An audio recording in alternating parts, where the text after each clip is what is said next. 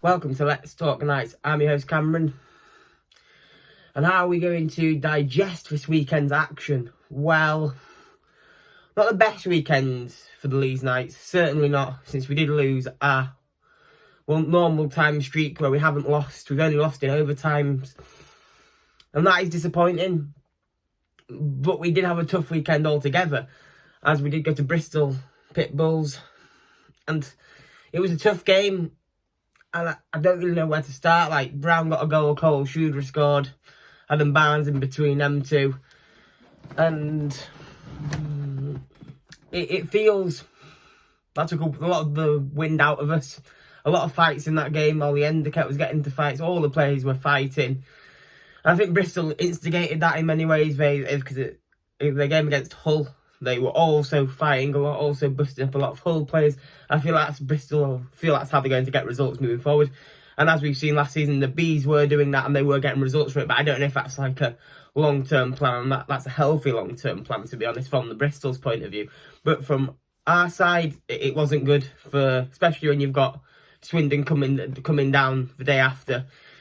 And we did get the result. We did get a shutout, which sang gospel. 2 in 2 weekends. It's fantastic. But when you're coming back, barely any sleep, 4-hour journey back to Leeds, and you know who's coming towards you. Your Malazinskis, your Towers, many more good Swindon players. It's going to be a tough ask to get a result at home against them.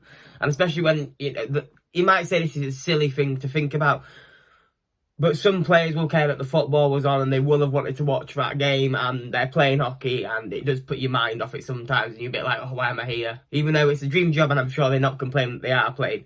But that can happen, and that probably gave Swindon a bit upper hand as well. As I think quite a lot of the Leeds lads do like the football.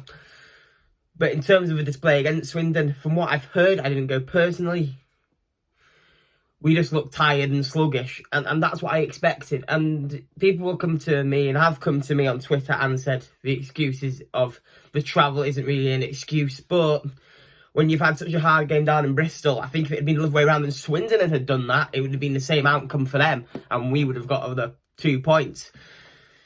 But take no credit away from Swindon, because, this is hockey, and you do travel away, and, there's times where they'll have the same challenges that we do, and, we have to say, fair play, they won, and there's nothing to say about it.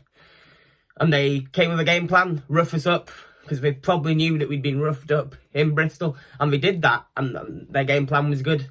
They got the goals, and they sealed a 4-1 win. But now, this weekend coming up, it's so important that we're without players, basically. I'm not sure we are without key players. A lot of them are off to the Great Britain under-21 Great Britain team. And we're going to be stuck for players, and we need, this could be a couple of injuries as well. I've heard Griffin might be injured. Zajac didn't play this weekend. Actually, Hazeldine's away anyway, but it wouldn't have made a difference because he probably wouldn't be there, as he hasn't been for most of the season.